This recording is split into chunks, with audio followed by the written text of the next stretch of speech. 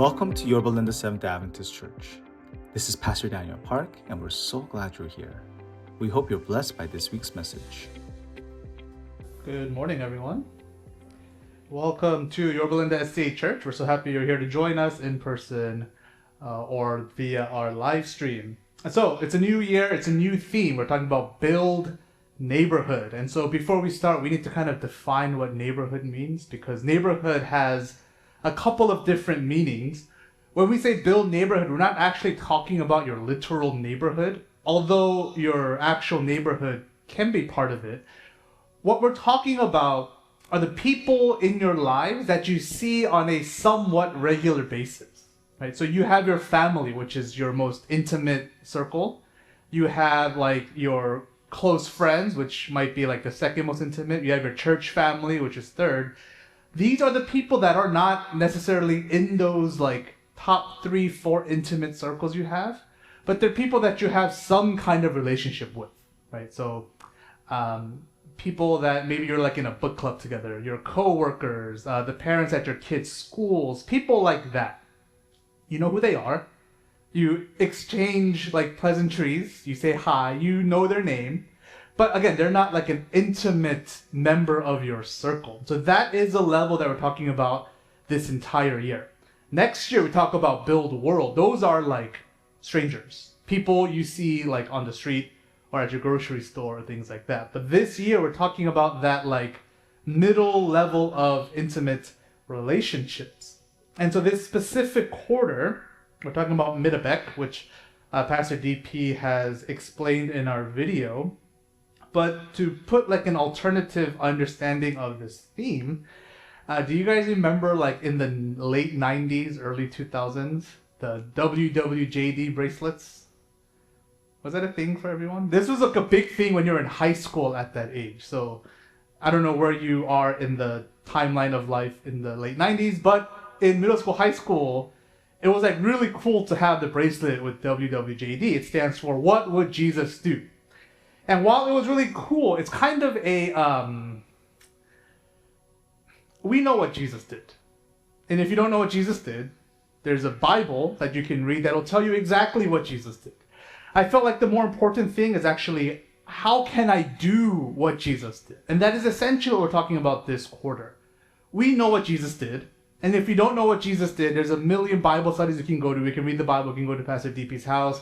He'll give us a very good eloquent Bible study on what Jesus did.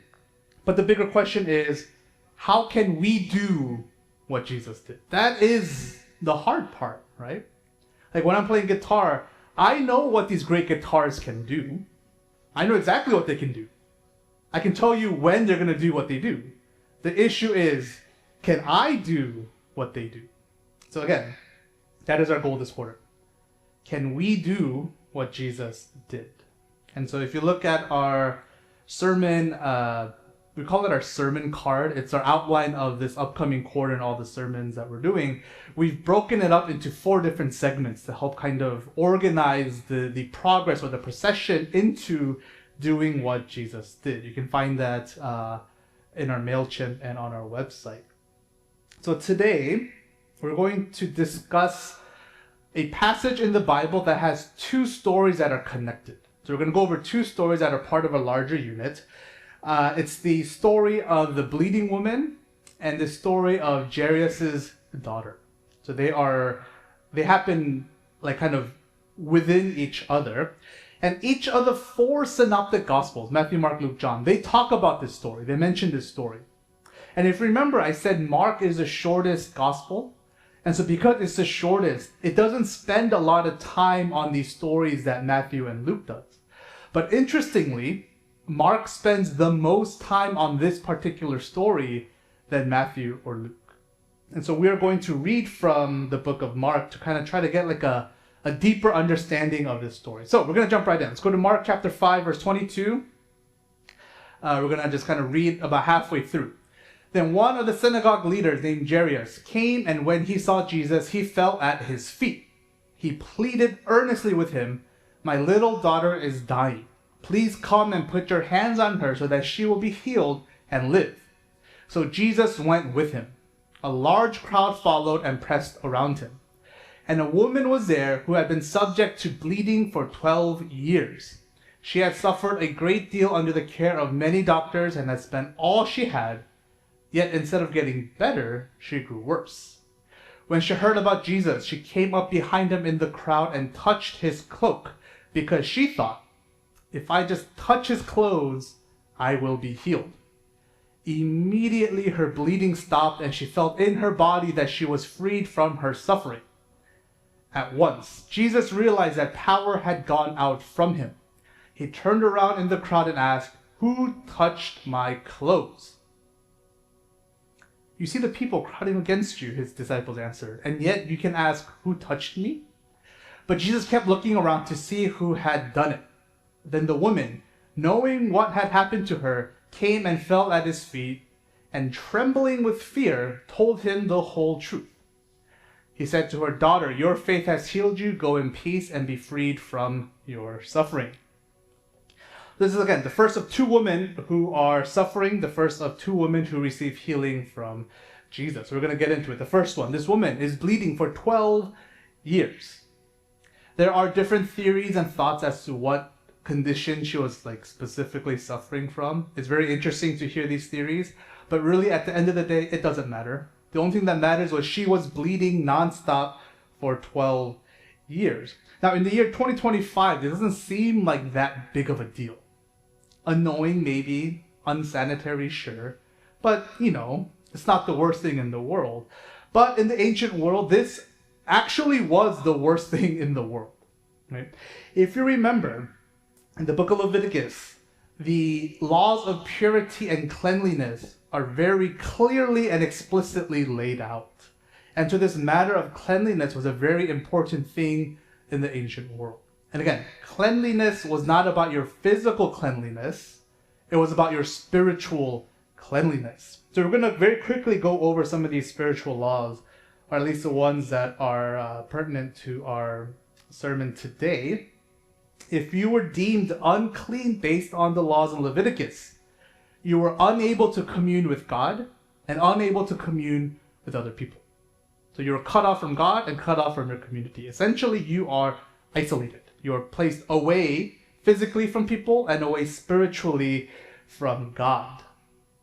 Now, the good news, so to speak, is that no matter what level of uncleanliness you have, there was always a way for you to become clean. There was not an uncleanliness level that prevented you from becoming clean. And if there was a level of uncleanliness that you're going to come back from, that is usually when you were stoned to death anyway. So if you don't cross that threshold, no matter of uncleanliness could not be reversed by some kind of sacrifice and ritual. Okay, so every level of uncleanliness had different prerequisites that ultimately usually ended with some kind of sacrifice at the temple. So, bleeding, touching blood, the reason to become unclean. If you touched blood, if you came in contact with blood, if you bled, you were unclean. Now, this becomes a bigger issue for women. You have your monthly cycle. Every month you are associated with blood. And so for women who are going through their cycle, as soon as it ends, there's a 7-day probation where you are supposed to still be isolated. And then after the 7th day ends, you bring 2 doves or 2 young pigeons to the temple. The priest sacrifices one for one sacrifice, the other for another, and then now you are ceremonially clean. Now that sacrifice part is true for most levels of uncleanliness, not just for bleeding. It's for any type of uncleanliness. This is the sacrifice I mentioned. And the second way to become unclean was to touch a dead body. If you touched a dead body, came in contact with a dead body, again, from the moment you touch, 7 days probation, except in this case, on the 3rd and 7th day, you must purify yourself with water from the temple. And then after the 7th day, you take the birds and you do the sacrifice. So going back to this bleeding woman, she never stopped bleeding. That means she could never be ceremonially clean. Even if she stopped bleeding, she didn't stop bleeding long enough for her to start bleeding again before that 7-day probationary period. So she was always marked as unclean. And because of that, she was cut off from her community. No one could be near her. No one could be with her. No one could be close to her. You can't eat the food that she made. You can't sit on anything she sat on. You can't touch anything she touched. She can't enter the temple. She can't enter into worship. She can't commune with God. She was completely isolated from her community. And to make matters worse, whatever money that she had, she spent it all to find a cure. And as it says in the Bible, there was no cure. In fact, it got worse. So she has no money, she has no family, she has no church, she has nothing around her.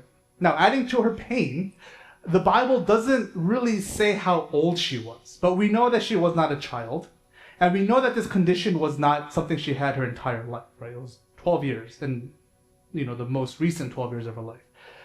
So it stands to reason that she probably had a family that she was disconnected from or forced to be separated from because of her condition. But she believes if she can just touch Jesus' cloak, she'll be healed. Let's take a minute and think about how risky this plan is. Okay? Anyone she touches becomes what? Unclean. And she's going to navigate her way through a crowd. And this is not just like a big sprawling crowd. This is a very densely packed crowd. They're walking through the streets to get to Jarius' house. Right? It's so densely packed when Jesus says, "Who touched me?" His disciples, they get kind of smart with him.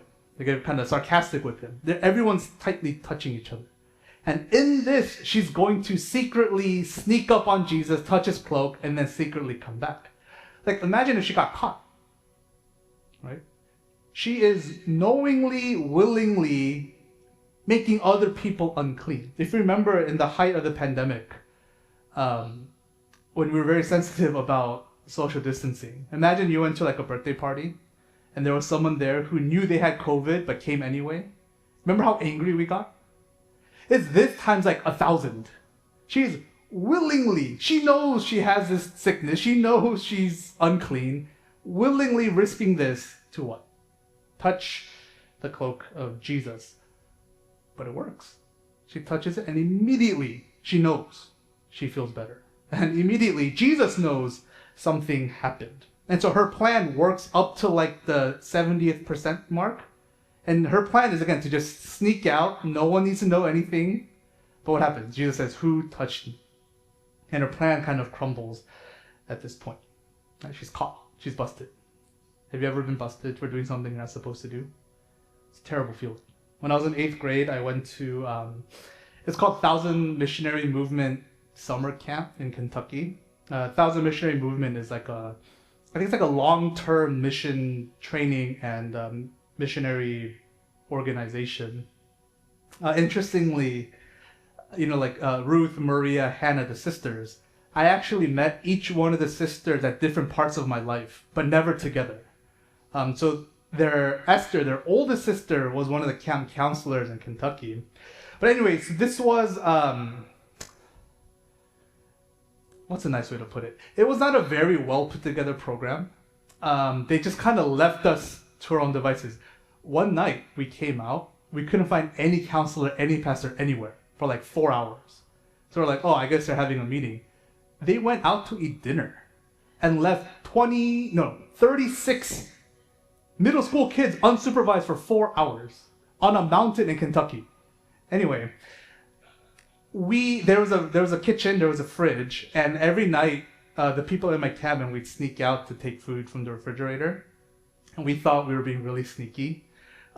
It's very obvious when 4 middle school boys take food from the fridge in hindsight, but we thought we were very sneaky. And at one point the chef was just there, and so we opened the refrigerator and the lights turn on and the chef is just watching us.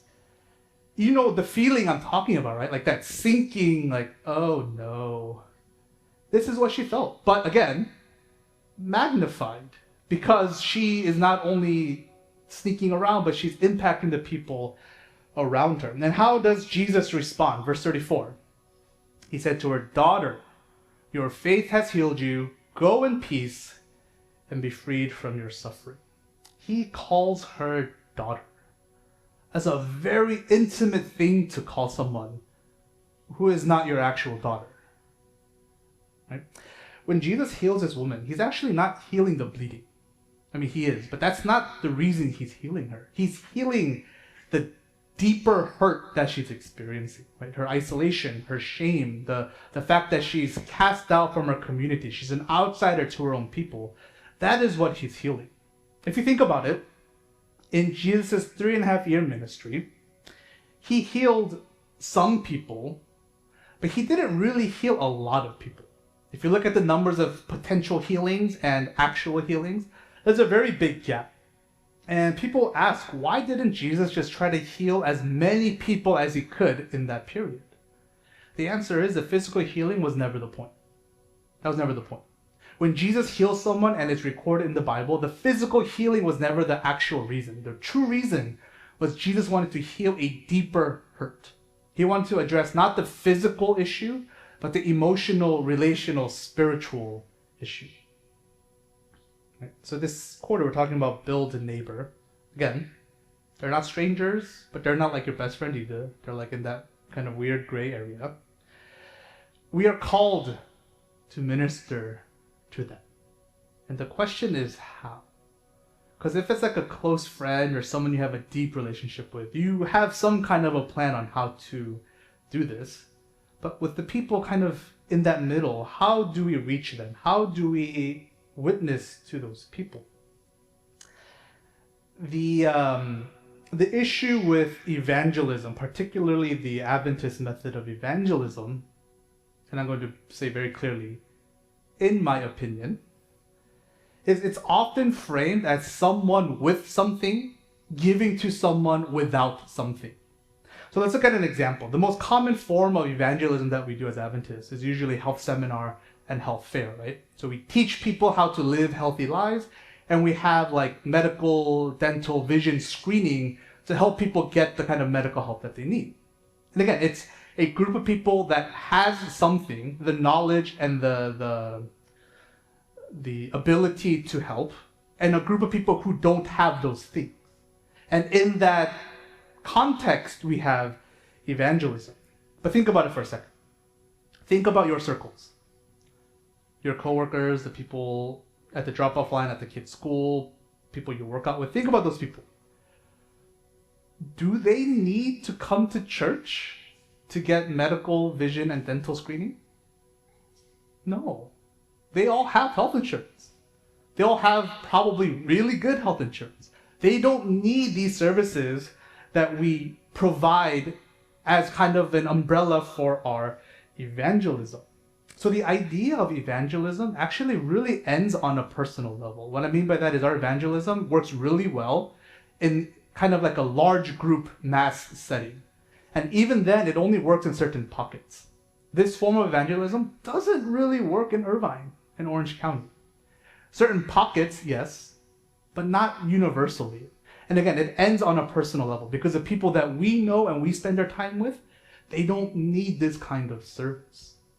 And so it doesn't really work to use this strategy of evangelism in our circle and in our neighborhoods. So we need to figure out a new way to reach the people in our lives. And again, the people in our lives, they may not need medical screening and they might not need to go to Eddie for a free dental checkup, or I don't know if you have an optometrist in our church, but an optometrist unit to see how good their eyes are. They can take care of that on their own. But every single person has a deeper hurt and a deeper trauma that they're dealing with. No matter what kind of car you drive, what level of health insurance you have, no matter what job you have, we all have those deeper hurts. That is how we have personal evangelism. That is what we're trying to address. That is how we can share Jesus with the people in our lives. And this is why this quarter we're asking you to look at your circles and assess. Everyone has these hurts. Everyone has these traumas, these suitcases full of pain and hurt. How can you help them? At the very least, it requires a relationship. I cannot go into your circle and do it because I have no relationship with the parent that is always at the parking lot with you at the same time when you drop off your kids. But you do. I can't help your workout buddy because I don't know your workout buddy, but you do. You have an insight and a way in to help people who are going through struggles. And the same thing applies again for our church as well. Right? We all have pain and struggles and trauma, and we are called to help each other in the church too, yes, but also outside of the church. And that is what the essence of Build a Neighborhood is. For all of us to go out and see who we can help in our circles that we have relationships with, to help heal not their outlying stuff, but the deeper issues, the deeper pain that we have. When Jesus called this woman daughter, that probably did more to heal her than the actual physical healing. This isolated woman, someone calls her daughter.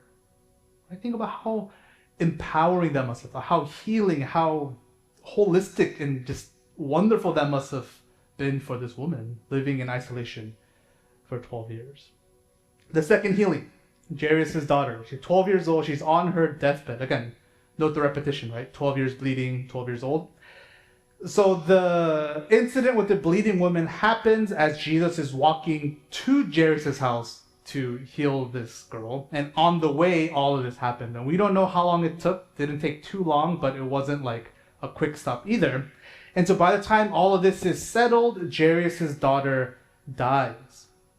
And so Jesus is now not going to heal, but essentially going to comfort or help this family as they go through this extremely, extremely traumatic experience. Right? And so the first woman, the bleeding woman, the theologian once called her a living death. She's alive, but it's like a living death. She's isolated from everyone. The second healing is a literal death. The girl is actually dead. But despite news of her death, Jesus continued. So we're going to read from verse 35. While Jesus was still speaking, some people came from the house of Jarius, synagogue leader. "Your daughter is dead," they said. "Why bother the teacher anymore?" Overhearing what they said, Jesus told him, "Don't be afraid, just believe."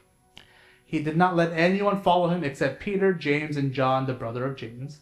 When they came to the home of the synagogue leader, Jesus saw a commotion with people crying and wailing loudly. He went in and said to them, "Why all this commotion and wailing? The child is not dead, but asleep." But they laughed at him. After he put them all out, he took the child's father and mother and the disciples who were with him, and he went in where the child was. He took her by the hand and said to her, "Talitha koum," which means, "Little girl, I say to you, get up." Immediately the girl stood up and began to walk around. She was 12 years old. At this, they were completely astonished. He gave strict orders not to let anyone know about this and told them to give her something to eat.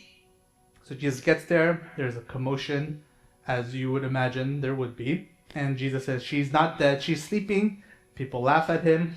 And then he kicks everyone out except for the parents and 3 of his disciples. He goes in and raises her from the dead. And again, we have the issue of cleanliness. Jesus at this point is now twice unclean. He touched a woman who's bleeding, and now he's touched a dead body. He is double unclean. But this illustrates what Jesus did when he came on earth, the breaking of the status quo. What was before is, if you touch something dirty, you're unclean. The new paradigm, the new structure is, whatever Jesus touches becomes healed. Right? That is the new paradigm that Jesus is bringing in.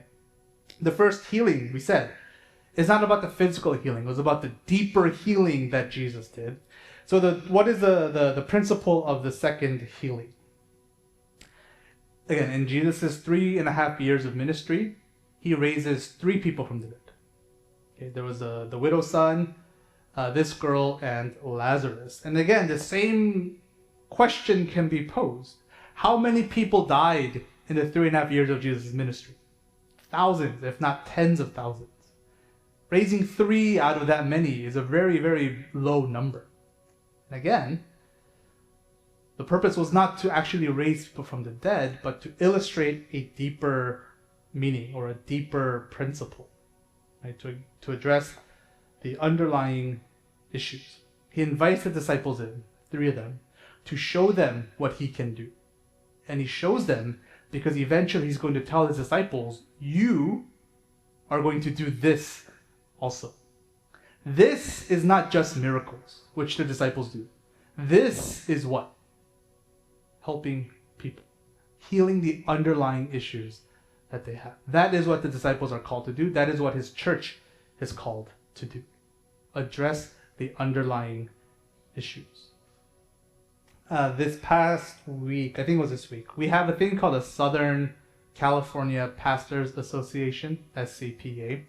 Essentially, it's just all the pastors of EM Korean churches in Southern California. We get together and we eat together, we share resources. Really, it's just like sharing and talking. We talk about our experience with other pastors, we help each other. This year, Pastor DP is our president. One of the things he really wanted to do was integrate like a mentorship program. We have some younger pastors coming in, which is really exciting. And so we want to make sure that they're okay. We want to like protect them. And so he's instituting kind of like a mentorship program. And at this past meeting, Pastor DP wanted us to kind of share, advice that we may have for younger pastors. And one of the things we talked about was like pastors that pastors listen to. If that makes sense. So as a pastor, there are other pastors that we listen to and we draw inspiration from. And almost every pastor has some. Pastor DP has, Pastor Isaac has, I have. I have two pastors who Pastor Richard calls them our distance mentors. There's no relationship. They have no idea who we are, but we listen to their stuff. So I have two. I have a intellectual mentor pastor and a soul mentor pastor. So my intellectual mentor pastor, his name is John Mark Homer. He's a very smart guy.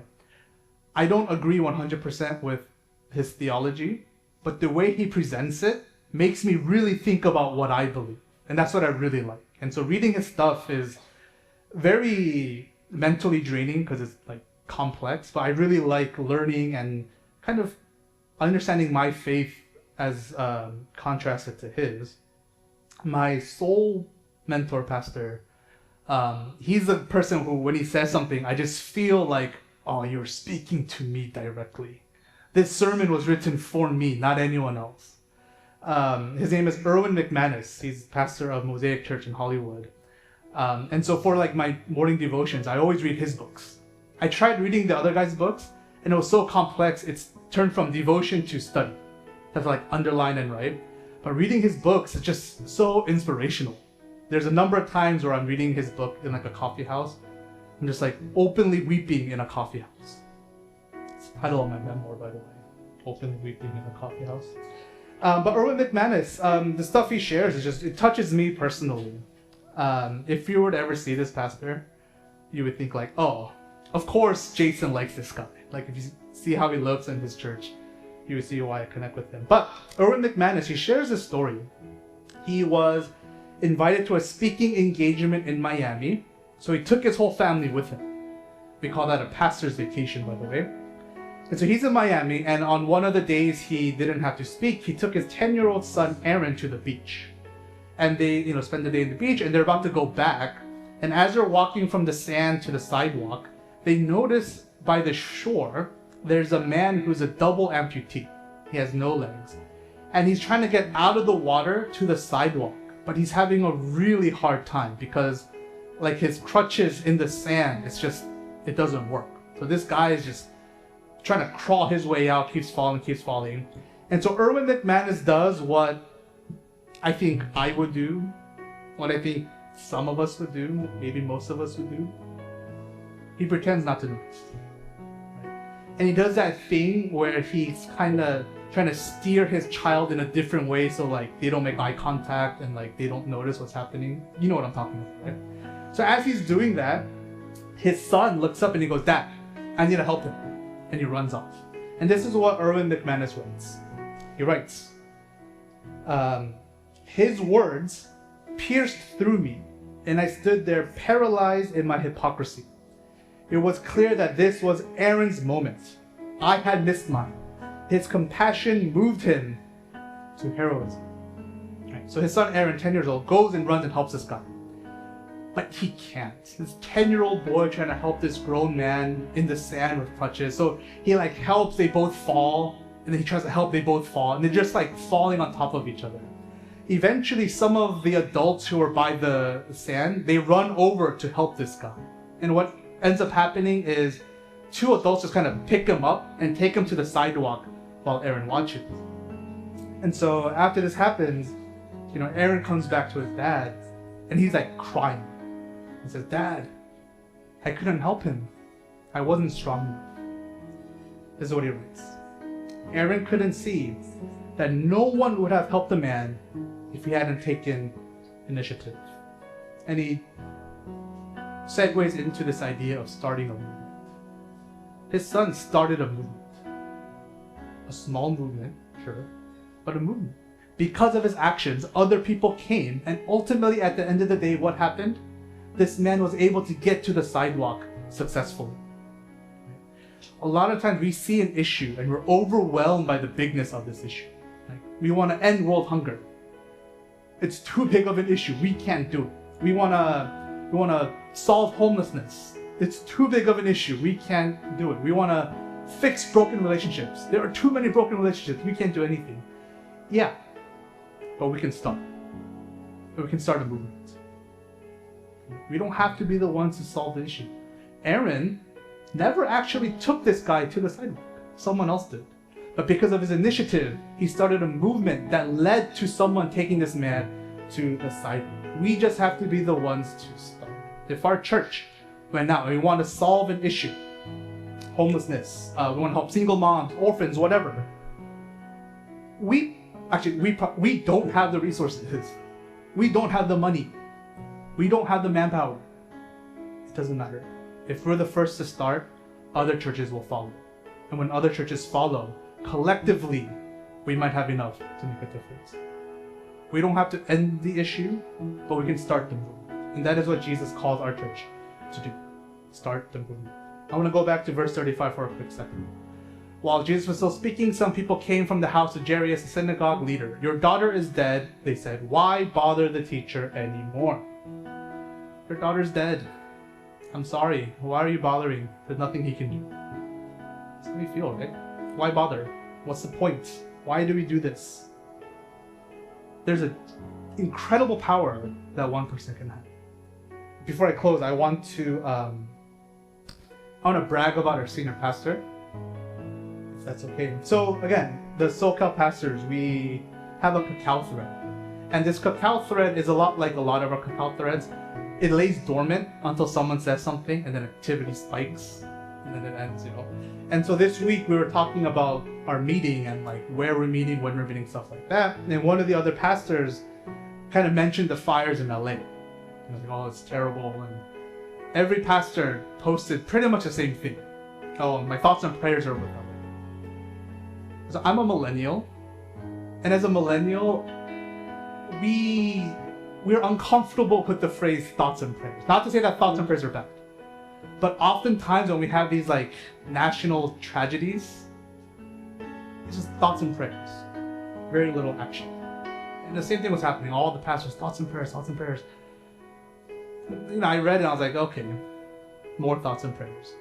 But then Pastor DP, he comes in off the top rope, like 5 paragraphs. All the different organizations he personally called, what they need, how we can help. Like, hey, who wants to help volunteer at this place? This place needs this, this, and this. This conference is accepting these things. He did all this work beforehand to come up with actionable steps that we can do to help someone. Right? That was one person. That moved me to do something on mine.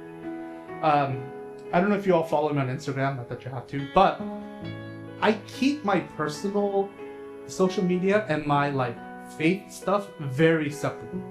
And it's intentionally done. I think it's, again, my inner millennialness. There's a strategy to it. If you're really curious, I can share with you. I never post stuff from church on my personal Instagram. I've been here for 4 years. Not once have I reposted Yoruba stuff on my personal Instagram, which is weird because I'm the one that makes all the Yoruba stuff. I never cross-post. After reading what Pastor DP did and the poster from our church for the donations, for the first time I cross-posted from my church on my personal Instagram account. Now, most of you again are like, I don't see what the big deal is. In reality, it's not a big deal, but for me, it was a big deal.